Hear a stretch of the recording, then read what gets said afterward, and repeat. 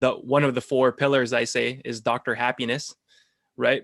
And related into being able to cultivate and align all those other doctors is comes back to vision.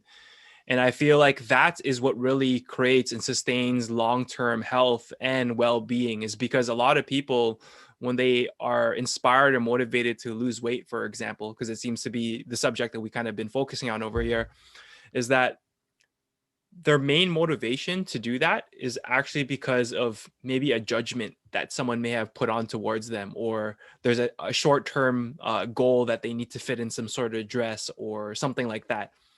And when I think about that, there's not much substance behind that. That's like a short-term win, you can say, but it's not going to create the long-term satisfaction. So I think purpose and vision is so much more important. And sometimes that's where I got to start with some people, because they've tried so many diets, they've tried so many weight loss plans, or they've worked with these other practitioners and said they haven't worked. They haven't looked on the deeper core levels to actually find what's most meaningful to them.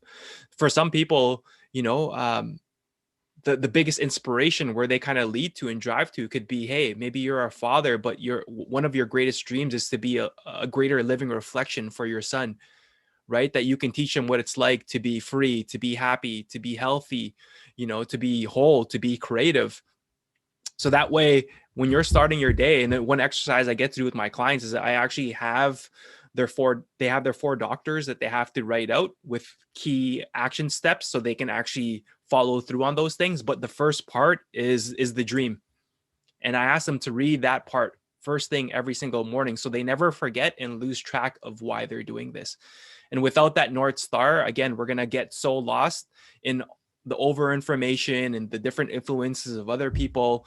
And then in the times when we're struggling and going through our greatest challenges, that's when we give up. We're like, forget it.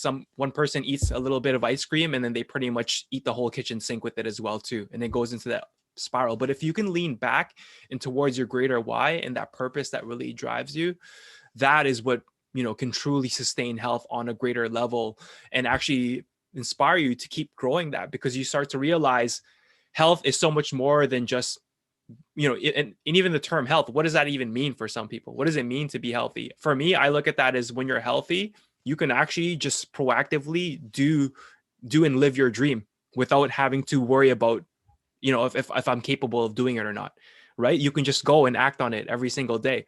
And if there's other things that are stopping you, then we know those are some of the causes that are stopping you from being able to sustain that.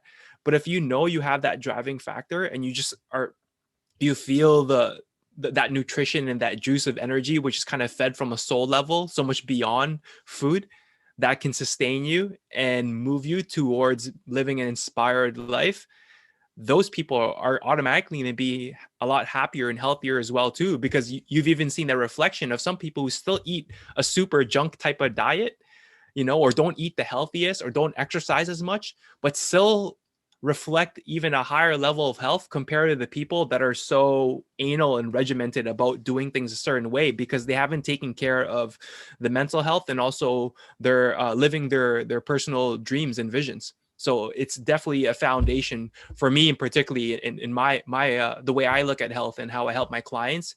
It is a big part. The personal development mindset is so huge for being able to achieve those results.